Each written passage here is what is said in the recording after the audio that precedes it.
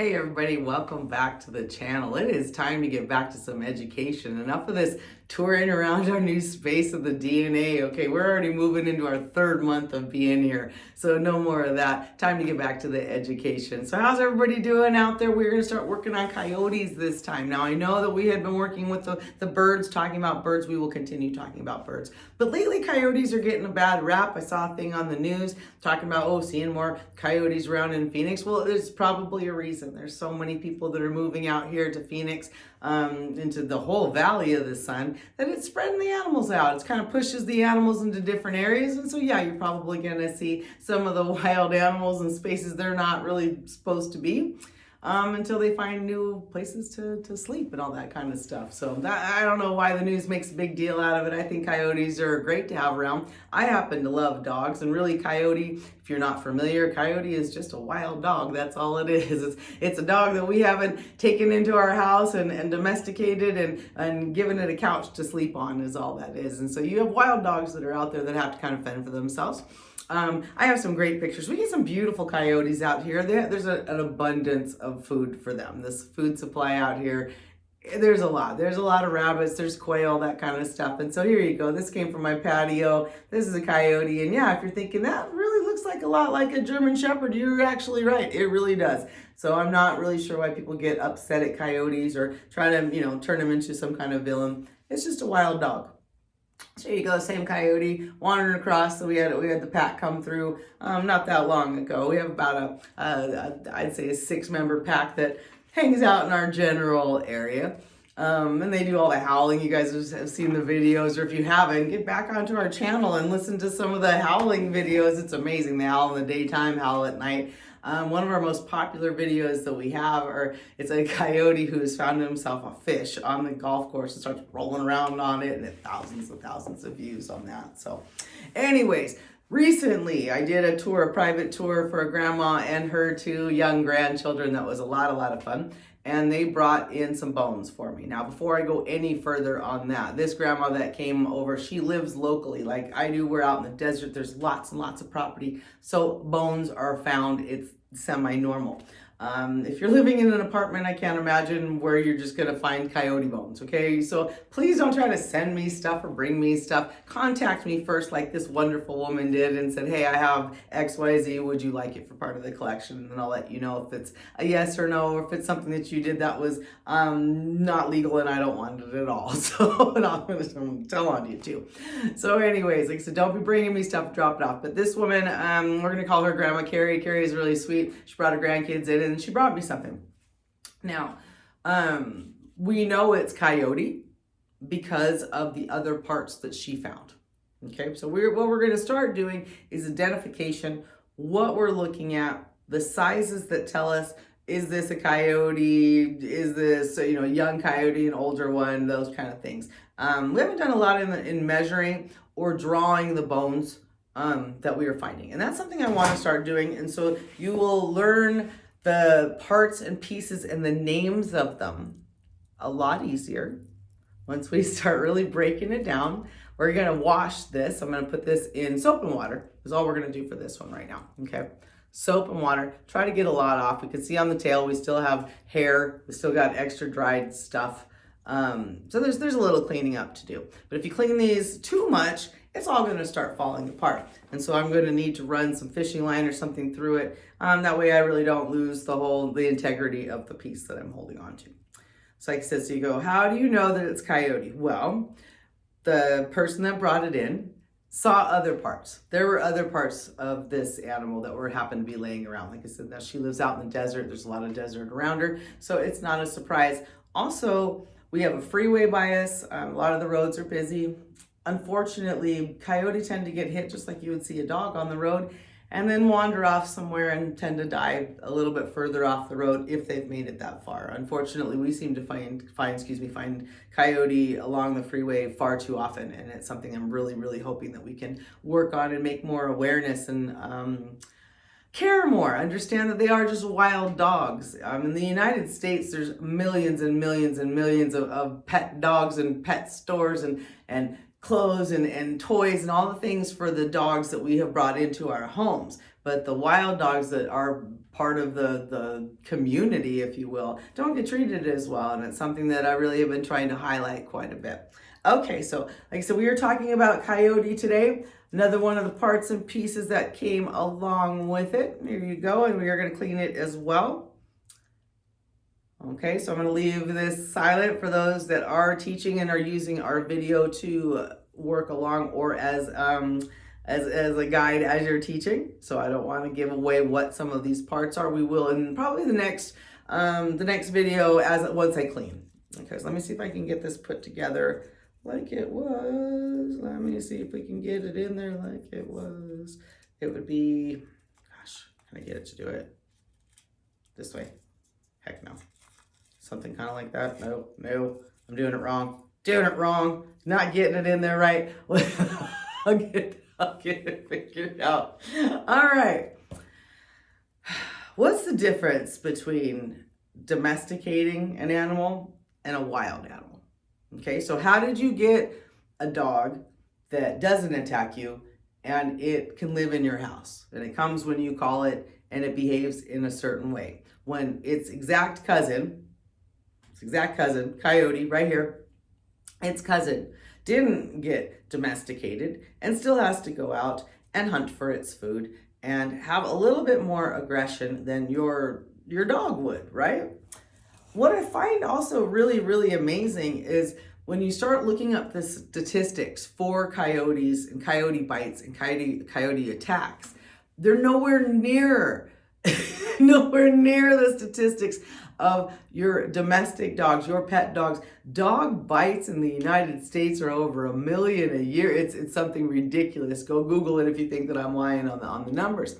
What you hear more is, oh, Coyote did this, or Coyote went after my dog, or jumped over a wall. Most recently, I had a man telling me a story that a coyote had jumped over a wall and attacked a dog. Now, when is that really going to happen? What kind of motivation does that coyote have to have? A dog to jump over an 8-foot plus wall to go after what? Like, really, that just sounds so far-fetched. It's crazy. For a bobcat, no, that's possible. When you're talking about bobcats that can jump 10 feet comfortably, we've seen them in backyards. We've seen them in Peralta quite a bit recently. I'm out here in Gold Canyon, Arizona, if you're not sure where I'm at. The Peralta Trail is the trail that you go down, and that trail is really neat. It hikes you all the way up so you can see Weaver's Needle. It's a very popular area. Peralta's really starting to build up. They don't have a lot going on out there except houses and stuff, but their backyards, and they're beautiful. People are putting grass in there and pools and stuff, and the bobcats are just jumping on over. But are the coyotes acting that way? No, not at all. They're still going to act like a dog. It's still a dog. I hear stories a lot about, oh, that coyote attacked my dog. It ate my dog. No. Again, I want you to look up some of the statistics and see what you can actually find on the legitimacy of some of those claims. Now, a coyote is going to see your dog as a threat if they're aggressive. Absolutely. One dog to another, the aggression, that happens. And so you can see that. But have you ever seen a dog eat another dog when they're done fighting? That's not really how it works. It's more of a fight kind of thing, right? Okay, so some of the villainizing of the coyotes, they're not. These are literally when I walked over here today, you guys, because I walk to work on Thursdays. I walk over here on Thursdays. In part, it's just really good for my mental, for my health. It's what keeps me in shape. I'm almost 54 years old. My birthday's coming up. It keeps me nice and fit. And as I was walking on over, Coyote went right in front of my trail. Nothing. It wasn't something to be worried about. I wasn't fearful at all. Most of the time with the coyotes out here, if you just a little bit of a loud noise or a light, and then they run off. Now, would I have felt the same way with a bobcat? I don't know if I would be as comfortable saying that to you, that they're as easy to scare off. Like I said, so I want us to look at this picture. This is very, very typical of the coyotes out here. Fluffy tail in really great shape. Look just like your regular dog. Okay, so this is what we're talking about, you guys. This is a coyote. Simple. The dog. It's a wild dog is what it is. And they need a little bit of our protection. If you notice also in everything that we have here for the Desert Nature Alliance, a coyote is kind of the symbol. I think there's one back up there. The howling coyote is the symbol. Why, Stacy? Why something so I don't want to use the term generic. It's not a generic symbol of a coyote howling. It's what they look like. The property that we own where our house is at, there's an entrance post, and it was built a long, long time ago. And on one side, it's got 3 baby coyotes, and on the other, it's got a howling coyote. So it's just something that's personal to me. I love hearing the coyotes. It was one of the first things I think we heard when we got here. They are the sound of the desert, absolutely. So we are going to keep working on coyote anatomy. A lot of you know that we have the skulls. I'm going to stand up really quick and grab something here on the videos. We have a lot of things that we use for compare and contrast. I like these to use as compare and contrast. You can also see some of the damage that was done. I don't know if it had some kind of decay. I found this one on the road, of course. But this would be coyote jaws. And I use these a lot in our compare and contrast because, oh, they're just, this vicious animal, right? Look at the size of jaw that we're talking. Thin, like a dog. If I grab the one from a javelina over here, let's take a look at this, you guys. Now, this is from a javelina. This is a javelina jaw. Okay, this is no joke. These animals, when they're protecting their babies, stay away from these guys. This is a coyote. Okay, seriously? So this, I'm going to be that afraid of this one?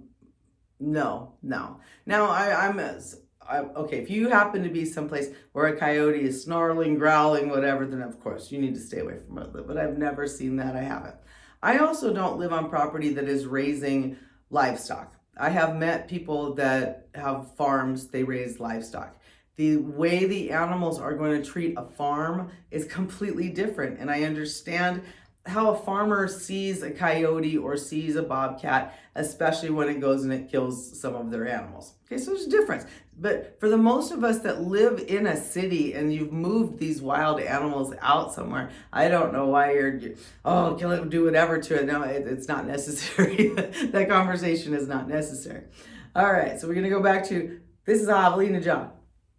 This little thing right here. Do you see look at this, coyote, okay? So we're gonna keep cleaning. I'm gonna clean up this little tail that I got here. See what we can find out. See what we learned from it. See if everything looks about the same. If there was any weirdness or any abnormalities. There's not so far, what I can tell. How do you know if something's normal or not normal? How do you know if it looks good or if it's got a problem? It's because we have the different specimens we can compare and contrast. So for me right now, it looks like it's in pretty good shape. At least I'm going to show that up to you pretty close. There you go. So I'm going to get ready to clean that. We'll make another video for you. Take a look at it. We'll do some measuring. And like I said, and we want to start doing some drawing. We're going to get our art going.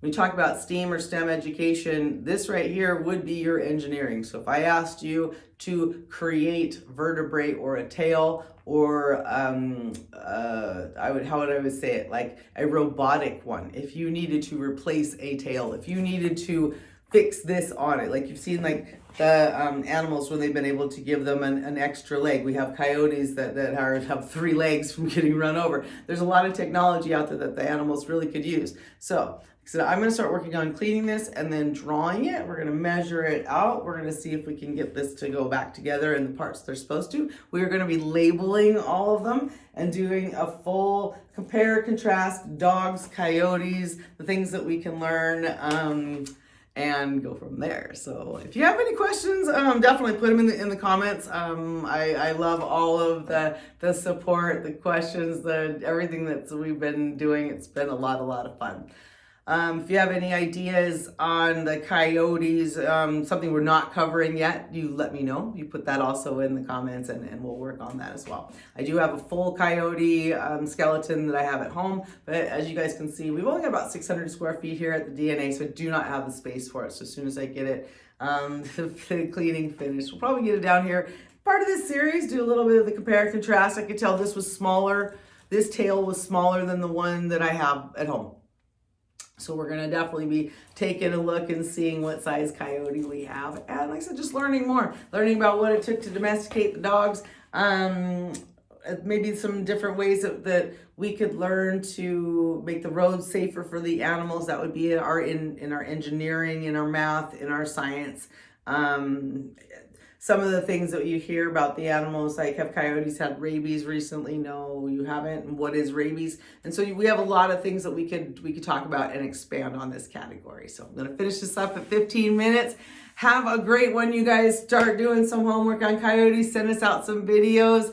If you're not on YouTube yet, you need to like and subscribe our channel. Been doing great, growing really good over there. And make some appointments to come see me down at the shop. You can come down here. You can make your own videos if you want, if you're a teacher, if you just want to do it for your homeschooling or just for yourself, you come on down. We've got a bunch of classes. They're online on our website. You can find out the different classes that we have. So take it easy, everybody, and I'll be talking to you about coyotes and dogs again soon. Bye.